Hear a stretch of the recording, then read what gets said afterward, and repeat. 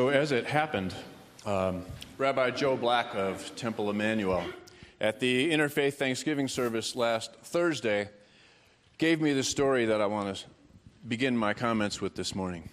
So there's a little girl, and she is going to a religious studies, a school that specializes in religious studies. And she comes home one day, and her mother asks her, tell me, what did you learn today in your religious studies school? And the little girl says, well, she seems kind of hesitant, but, what did you learn? Okay. Well, here's what I learned. So a long time ago, this is what they taught me. A long time ago, the Israelites were enslaved in Egypt. And they got a new leader named Moses, and Moses led them out of slavery and into the desert, and they were running away from Egypt to what they hoped was going to be freedom. But the Egyptians were really unhappy about this, and so the Egyptian army was following them through the desert, chasing them, trying to capture them and bring them back into slavery. And they were going across the desert, and then they came to the shore of the Red Sea, and they didn't have any boats, and so they were kind of stuck there. And the Egyptians were coming, and so Moses walked right up to the edge of the Red Sea, and he got on his radio, and he called in for reinforcements. And a drone army came across the water and through the skies, and they brought the Army Corps of Engineers, and the Army Corps of Engineers built a pontoon bridge that the Israelites could walk across to the other side. And as they got to the other side, the Egyptian army started walking across the pontoon bridge, and when the Egyptian army was on the bridge, but before they blew up the bridge, and so all the Egyptians fell into the water and drowned.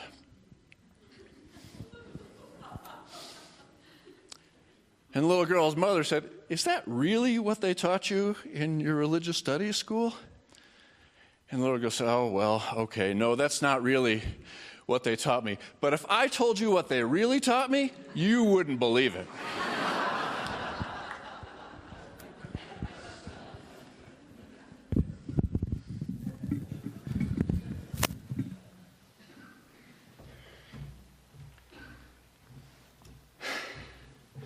And that's the problem many of us have with the way God is talked about.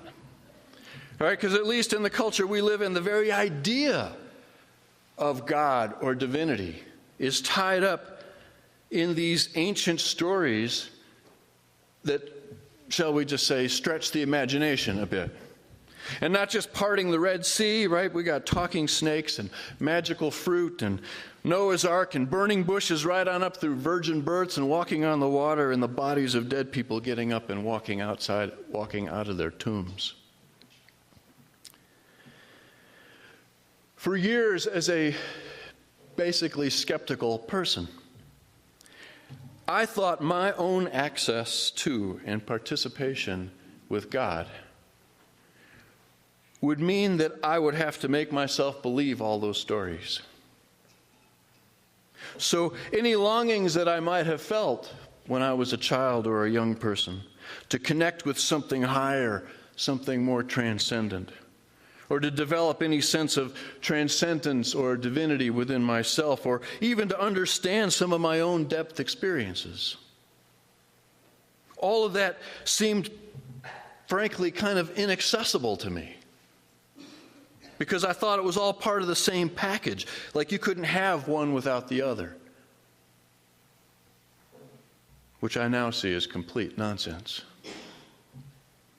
But so powerful is the connection in our culture between these ancient stories and the idea of God or divinity that even those wonderfully thoughtful and caring Unitarian Universalists that I grew up with, I believe were fooled. Because that's essentially what they taught me in my religious education classes. We sort of learned those ancient stories, but we learned them purely as mythology in an essentially godless universe. And never once, to my experience, were we provided with a meaningful alternative. I consider that one of the great failings of that particular era in the history of Unitarian Universalist faith tradition. There's a terrible old Unitarian Universalist joke about this.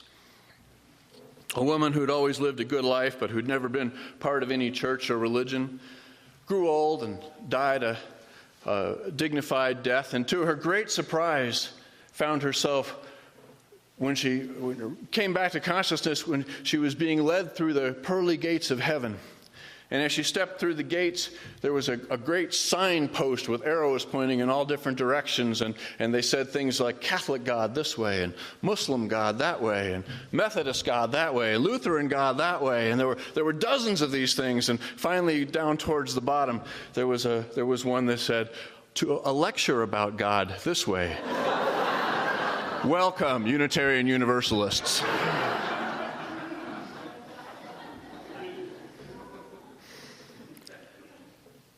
I have come to believe that to the extent that that joke has any truth to it, that is a deeply sad commentary on us. And I'll be as clear as I can be about that. First of all, we've gone over this before in years past, but first of all, the God that some people don't believe in is not the same God that other people actually do believe in. Right? In other words, when somebody tells me they don't believe in God, which I hear pretty often, depending on the circumstances, I will ask them, tell me about this God that you don't believe in. And 9 times out of 10, what they will then describe to me is something very much like what they remember from their 3rd grade Sunday school. That white-haired old man up in the sky. Well, I'm here to tell you that, thank God, the typical adult Presbyterian, Episcopalian, Lutheran, or Methodist doesn't believe in that God either. That fatherly God in the sky is a concrete image for 3rd grade Sunday school, and a religious education that does not go further than the 3rd grade is no religious education whatsoever. That image came from a long ago period of time when we had a very different understanding of life and humanity and the cosmos. But here's a key piece of my essential message to you this morning. As we begin this month when our whole soul living theme is divinity. A key piece of my message this morning is that this entire line of thought that I've been talking about is an intellectual and a spiritual dead end. It goes nowhere because all of it starts with the wrong question. So if you start with the question, does God exist? If you start with that question, does God exist? And what you mean by that is something along the lines of, is there some kind of otherworldly, supernatural being that exists outside of the universe as we know it and outside human experience? Well, there can be only one possible answer to that question. The only possible answer to that question is nobody knows.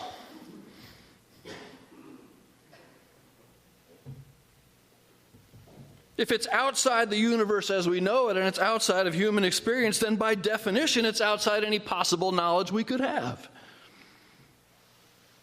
You're essentially asking whether there's anything outside the universe when we've already defined the universe as everything that is. You see the problem. No wonder the search for God feels like a hopeless game of hide and seek. We seek, God hides.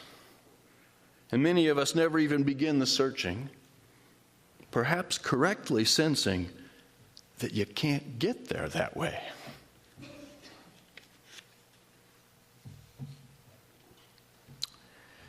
A. Powell Davies makes the case that this basic problem is complicated by a deep cultural preoccupation with what we believe are external facts, while we simultaneously downplay and often completely ignore the inner reality that all of us have, the inner experiences that we've all lived through. Even to the point that I think we've actually kind of fooled ourselves into valuing external reality by conveniently forgetting that everything we think we know about external reality, and I mean 100% without exception, all of it is perceived and processed by our internal reality, which provides the measure and the value that we give to those physical perceptions, that external reality. And if you think about it, every scientific instrument, method, or framework we've ever created are really just extensions of that internal reality that dreamed them up in the first place. And their truest function is no more and no less than simply to translate more information back to that internal reality that does all the processing and the perceiving.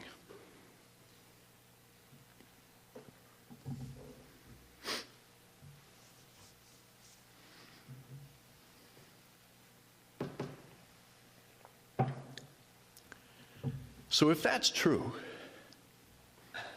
and I frankly don't know how it could be argued otherwise, if that's true, then what about all those other aspects of our internal reality? What about the experience of beauty?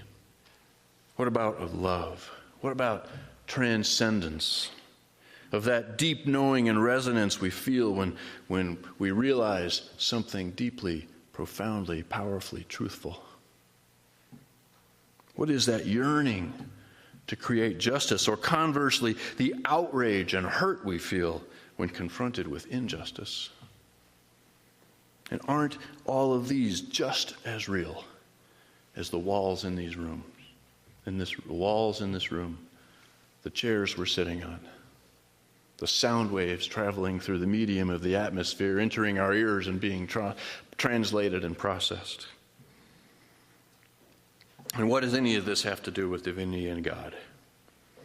So let me be clear, my intention this morning is not really to persuade you of anything.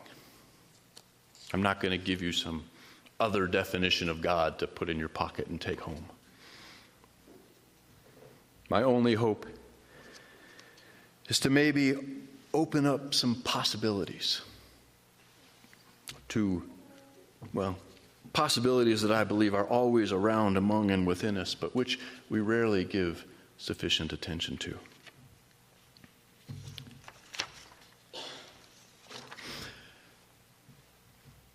You might find it interesting. I find it interesting. Just like we have modern science, pretty sophisticated understanding of the cosmos that we didn't have, 1,000 or 2,000 years ago. We also have modern theology, pretty sophisticated ideas about divinity that no one had access to 1,000 or 2,000 years ago when that ancient theology and those old stories were being told to explain where we all came from. So in the principal, essential difference, if you will, between that ancient theistic theology and modern theology is really just simply this. Ancient theology tells us that God, whatever God is out there somewhere. God is other than. And whatever God is, it's not this world. And whatever this world is, that's not God. But modern theology says whatever the divine might be, if there's anything like a divine, you cannot separate it. You cannot meaningfully pull it apart from the universe as we know it, from our own depth experience, from the physicality of the universe. You cannot do that.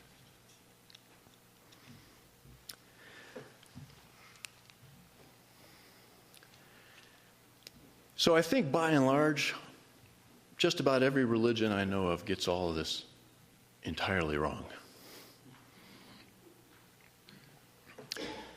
By confusing those two theologies, if you will, or staying rooted in an ancient one as opposed to a modern one. But there's a thread that runs through every tradition that I know of. No matter how disparate or divergent the dogmas or doctrines that specifically define them, there are mystics in every tradition, including Christianity, that would and do fundamentally agree with the mystics of every other tradition, no matter what language they come from or what corner of the world they are from.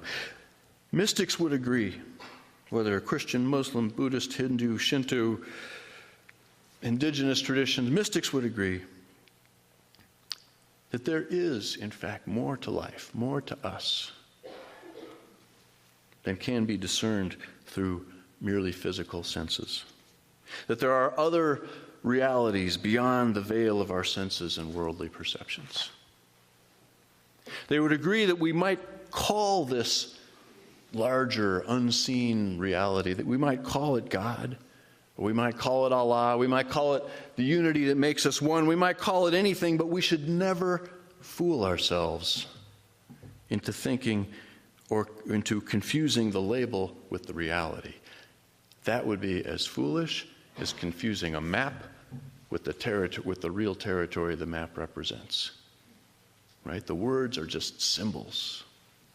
They're not the reality. They would be passionate and say that while the intellect can play with concepts and ideas and philosophies about God, the intellect can never truly grasp or understand this mysterious, inherent, invisible unity that makes us one. The uncreated, the source of all being, all light, all darkness, all everything. They say this unity that makes us one simply cannot be captured by mere logic or mere thought. Can only be approached by great love, great humility.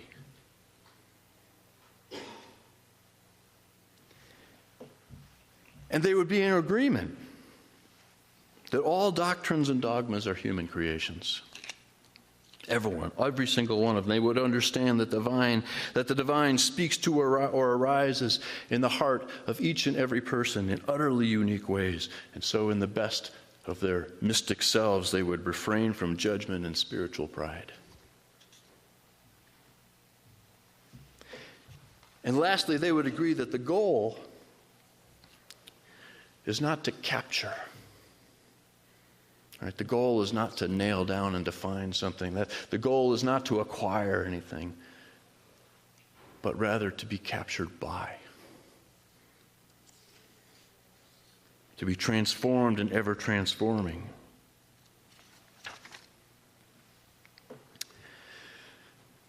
So a little while ago I made the point that asking if God exists is simply the wrong question, because it's never as simple an answer like yes or no.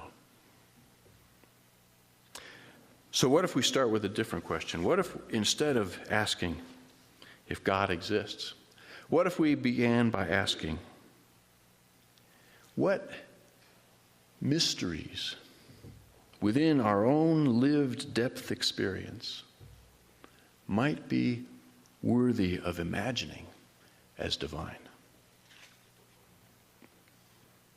Again, I'm not trying to persuade you of anything. I'm just suggesting a different starting place for exploring divinity than that tired, old, and frankly pointless question about whether or not God exists.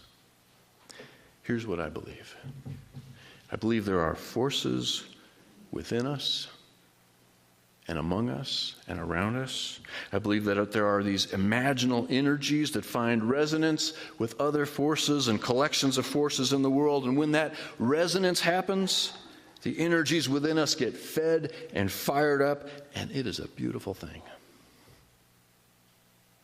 A transformative thing. It can change your whole life. I just love the imagery from Annie Dillard when she wrote, "I had been my whole life a bell and never knew it until that moment I was lifted and struck."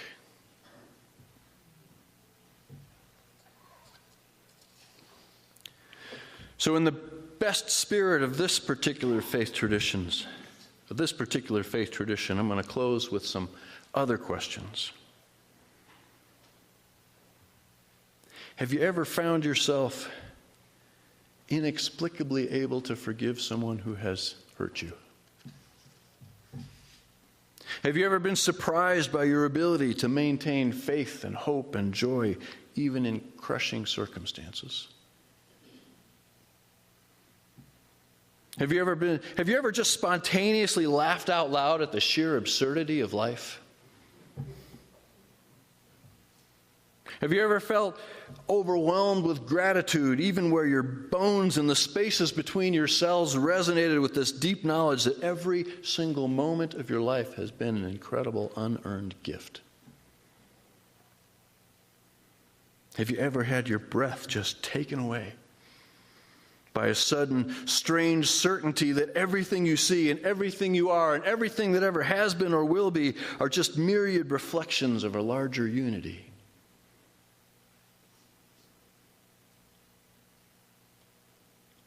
Have you ever felt that deep sense of outrage at injustice? Have you ever been stopped, just stopped, momentarily speechless by the sheer beauty of nature or moonlight?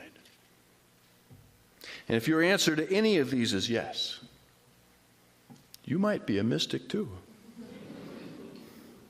And maybe these are the ways that divinity is playing hide and seek with you.